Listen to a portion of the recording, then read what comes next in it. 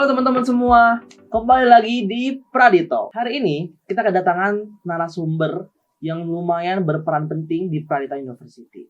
Hari ini kita akan ngobrol tentang fasilitas kampus, tentang kurikulum di Pradita University dan lain sebagainya. Nah, tanpa berlama-lama lagi, langsung saja kita kenalan dengan narasumber kita hari ini. Halo Pak Nom. Halo, Nanen. Wah, ini kayaknya udah makin terbiasa bawain Podcast ya. Jadi sebelum kita masuk ke pertanyaan pertama, kita kenalan dulu kali ya. Jadi Pak Anom ini sekarang tuh sebagai apa sih Pak di Pradita University? Oke. Saat ini sekarang posisi saya dipercaya sebagai kepala bagian pendaftaran mahasiswa baru. Nah, ini tugas dan peran dari tim yang saya pimpin itu adalah menjembatani antara calon mahasiswa dan kampus. Jadi bagaimana proses pendaftaran, pemberian informasi, ataupun apapun yang berkaitan dengan pendaftaran mahasiswa baru itu harus di-deliver dengan sejelas-jelasnya, selengkap-lengkapnya agar si calon mahasiswa dan orang tua ya tentunya itu bisa mengetahui tentang Pradita University. Kira-kira gitu gambaran besarnya. Oke, menarik banget ya. Nah, sekarang kalau boleh tahu nih Pak ya, dari sejauh ini kalau Pak Anom ngasih informasi tentang Pradita University itu ke teman-teman semua yang lagi nonton itu kira-kira seperti apa Pak? Ya, mungkin saya ambil angle-nya dari yang pengalaman yang saya alami ya, supaya ceritanya ini ya nyambung dan realistis ya. Jadi saya sebagai kepala bagian pendaftaran mahasiswa baru ya itu sebetulnya paling banyak yang mendapatkan pertanyaan ya, terutama dari para calon mahasiswa. Itu terkait dengan jurusan apa yang ada di Universitas Pradita. Dan ini juga buat saya ini sesuatu hal yang cukup nyambung ya dengan apa yang kami siapkan gitu. Jadi di Pradita University itu banyak sekali kita bikin acara-acara atau kegiatan-kegiatan terkait dengan pengenalan jurusan. Nah, jadi tadi pertanyaan Danen apa sih yang sudah yang informasi apa yang disampaikan ya Pradita. Tentunya tentang program studi ya, program studi yang kita miliki, yang tersedia di kita itu ada 12 program studi. Itu apa aja. Terus yang kemudian yang kedua, ini juga gak kalah penting, konsep pembelajaran. Nah, bagaimana sih cara belajar di kampus Pradita ya dalam hal ini ya. Nah, itu biasanya yang jadi pertanyaan juga dari para calon mahasiswa ya. Jadi banyak yang digali terkait hal tersebut. Nah, nanti saya juga mau cerita ya tadi informasi tentang konsep pembelajaran di Pradita University. Kita memperkenalkan yang namanya Enterprise University. Ya, Enterprise University itu proses pembelajaran yang sangat dekat dengan dunia industri. Nah, itu tentunya ada banyak manfaat yang nanti bisa didapatkan ya buat calon mahasiswa. Kemudian yang ketiga, nah ini saya selalu bilang yang ketiga ini bagaimana kita membantu orang tua ya, berbakti kepada orang tua. Yaitu terkait dengan beasiswa. Biasanya calon mahasiswa pasti akan tanya, Kak, beasiswa apa yang tersedia di Pradita University? Nah, ini hal yang juga menurut saya penting untuk diketahui oleh calon mahasiswa. Oke, tadi kan Pak Anom sempat singgung tentang Enterprise University ya Pak ya. Artinya nanti ketika kita belajar di Pradita University itu akan langsung terjun ke lapangan, betul ya Pak ya? Nah, ngomong-ngomong tentang pembelajaran praktik langsung, saya mau nanya nih Pak ya. Kira-kira manfaat apa sih yang dirasakan oleh mahasiswa ketika sudah mempelajari mata kuliah yang mereka pelajari tapi secara langsung gitu Pak? Ya. Ini berdasarkan dari ini ya pengalaman juga ya. Dulu saya waktu kerja tuh dan waktu masuk ke dunia industri itu banyak banget hal yang baru saya ketahui ya ketika saya bekerja. Padahal saya belajar mungkin dulu. Tapi begitu masuk ke dunia industri itu banyak hal yang harus kita adjust, harus kita sesuaikan. Tentunya dengan pengenalan dengan dunia industri ya, pengenalan dunia industri sebelum kita bekerja itu akan sangat membantu kita dalam menyesuaikan ya apa yang sebenarnya terjadi di dunia nyata. Saya ambil contoh ya Danen ya, kita misalkan di kelas kita banyak kan menghadapi permasalahan yang sifatnya kan tidak langsung ya, nggak langsung praktek gitu ya. Kadang kita diajarnya teori di kelas. Betul. Nah, ketika kita bersentuhan langsung atau belajar langsung ke dunia industri, hal-hal itu yang nanti kita akan lebih realistis ya, lebih aktual ya. Kasus-kasus yang aktual yang akan di-sharing di situ. Karena sesuatu yang relevan itu kan lebih juga bisa dimengerti sama kita secara baik ya. Yes. Kan kayak gitu ya. Setuju. Nah, Nah, tadi kan sebelum podcast ya, tadi saya sempat nanya, Danin udah mulai company visit belum gitu ya tadi ya. Iya, Tadi ada cerita kakak kelas sudah mulai Pak Anam. ya, kelas sudah mulai, ada tingkat juga udah mulai, angkatanku juga ada beberapa yang udah mulai. Ya. Nah, itu salah satu contoh pembelajaran kita terkait dengan Enterprise University. Bagaimana kita bisa langsung lihat gitu apa yang terjadi di dunia industri. Jadi belajarnya dari dunia industri, magangnya nanti bisa di dunia industri, ya, dan diajarin langsung sama praktisi industri. Itu sesuatu yang rangkaian konsep pembelajaran, sesuatu yang memang kita tawarkan. Jadi saya balik lagi ke manfaat apa yang nanti bisa didapat sama mahasiswa, yaitu highlightnya adalah ya mereka bisa kenal dunia industri sebelum mereka lulus. Nah, ini kan sebenarnya gini Danen ya, saya cerita sedikit. Banyak yang bilang ya semua juga mengatakan hal yang sama ya, gitu ya. Belajar dari dunia industri sebelum lulus. Nah, tapi dari cerita Danen tadi ya, apa yang kami lakukan itu sangat konsisten sih untuk memperkenalkan dunia industri di proses pembelajaran. Kira-kira gitu sih. Oke, berarti apa yang mau disampaikan itu kan Enterprise University tadi, bahwa nanti mahasiswanya akan belajar langsung praktik ke industrinya, gitu. Jadi lebih relevan juga. Jadi nggak perlu ketika udah lulus tuh udah cukup familiar dengan apa yang akan mereka lakukan ke depannya gitu ya Pak ya. Betul. Oke, baik. Nah, kalau bicara soal pengalaman kuliah ya Pak ya, menurut saya kan memang bukan cuma kurikulum doang, tapi di kampus itu pasti yang menjadi nilai plusnya itu juga fasilitas ya Pak ya. Karena ketika belajar ada fasilitas yang cukup membantu mahasiswa untuk belajar, dari suasana kampus, terus fasilitas-fasilitas seperti yang lain-lainnya itu cukup membantu saya Pak ya. Nah, kira-kira nih Pak, kalau boleh tahu apa sih concernnya Pride University itu terhadap fasilitas yang diberikan kepada mahasiswa? Ya, saya setuju ya sama ini pertanyaan ini ya, dan ya bahwa fasilitas itu memang penting ya buat mahasiswa. Kadang-kadang kegiatan yang sifatnya non akademik pun itu jadi penunjang ya buat mahasiswa untuk lebih berpikir di luar akademik, artinya lebih ditekankan di kreativitasnya, ya kenyamanan dia dan sebagainya. Nah, fasilitas ini jadi concern Pradita sangat-sangat jadi concern sih kalau saya bisa jawab ya. Mungkin Daniel juga udah ngerasain sendiri ya.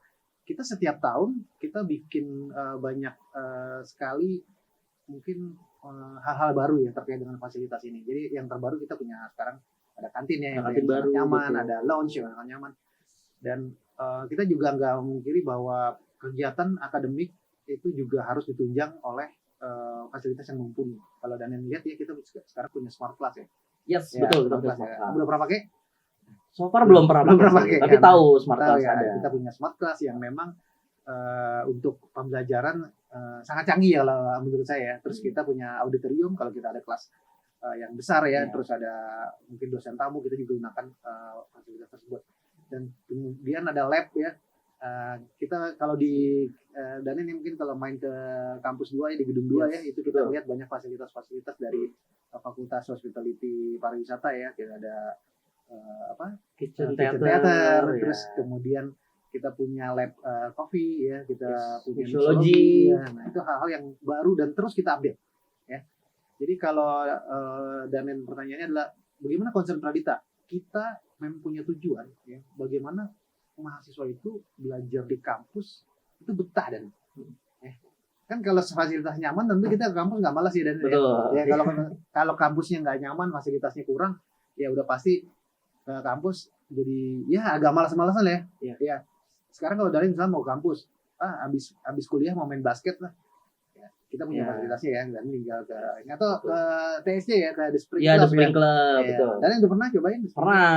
Nah, apa yang kamu coba di sana? Aku di sana pernah sempat berenang, ada gymnya juga, karena aku lumayan kayaknya harus perlu gym ya, jadi sempat cobain gymnya, ada saunanya juga. Itu sih yang mau aku pakai. Nah, itu ya, jadi belajar bagaimana mahasiswa belajar nggak cuma pintar dalam akademis tapi juga sehat. Ya. Oke. Nah, ngomong-ngomong nih ya Pak ya. Jadi kan 2 tahun lalu saya masuk Pradita University itu dengan beasiswa. Oh, ikut beasiswa ya? Beasiswa, dapat beasiswa kan itu lumayan membantu saya ya. Nah, kira-kira untuk tahun ini Pak, apakah ada beasiswa yang diberikan spesial buat anak-anak yang mungkin akan masuk Pradita University tahun ini Pak? Oke. Beasiswa kita setiap tahun selalu ada ya, dan biasanya tuh selalu dimulai dengan beasiswa yang besar gitu ya di awal pendaftaran. Kemudian seiring berjalannya waktu kuota akan semakin habis kan ya. Nah di akhir-akhir itu biasanya beasiswa yang ya istilahnya kuota yang tersisa ya, dari yang kita siapkan. Nah beasiswa yang kita tawarkan itu sebenarnya ada 2 jalur buat teman-teman ya. Jadi ada jalur akademis dan juga jalur non akademis. Nah jalur akademis tentunya berkaitan sama mungkin ranking ya, terus nilai rapor dan sebagainya. Kalau di jalur non akademis kita juga punya penghargaan buat siswa yang berprestasi di bidang olahraga, kesenian ataupun yang ada kaitannya dengan perlombaan di luar akademis. Jadi 2 jalur ini menjadi jalur utama ya di pendaftaran di Universitas Pradita. Tentunya dengan beasiswa yang bervariatif.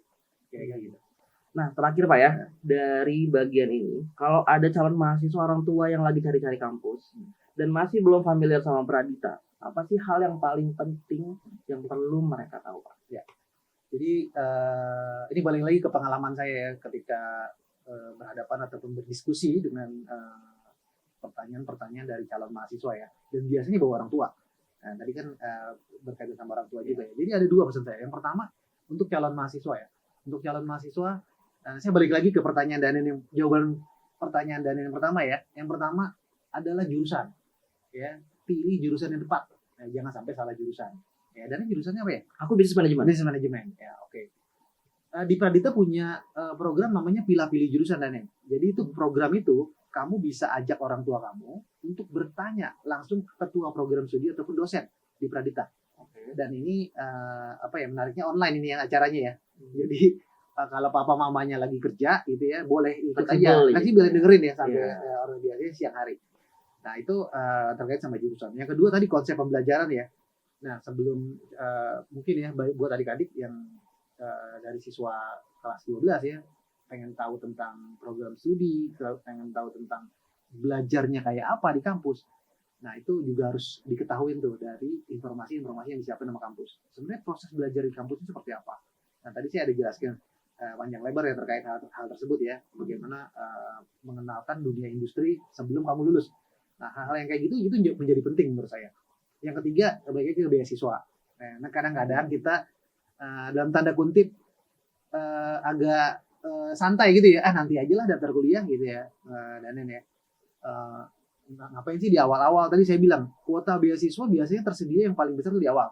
Nanti di akhir-akhir semakin tipis tuh ya. Tinggal kuota ya beasiswanya tuh tinggal yang sisa-sisa aja.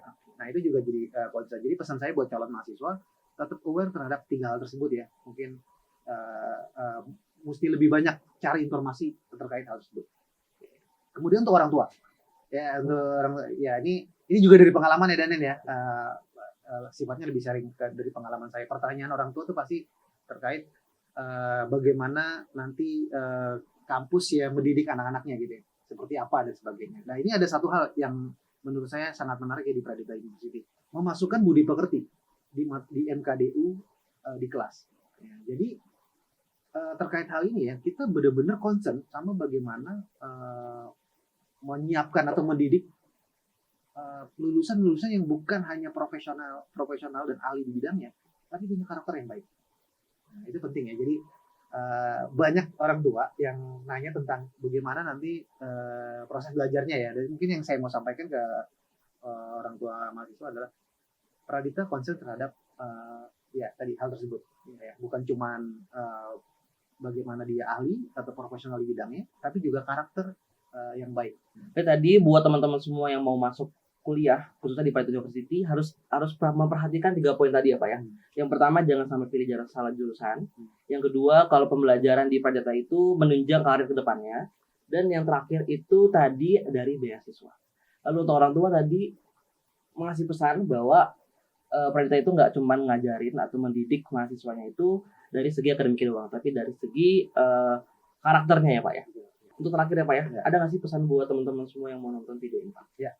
Oke, mungkin saya spesifik aja ya buat teman-teman ya siswa kelas 10, kelas 11, kelas 12 ya.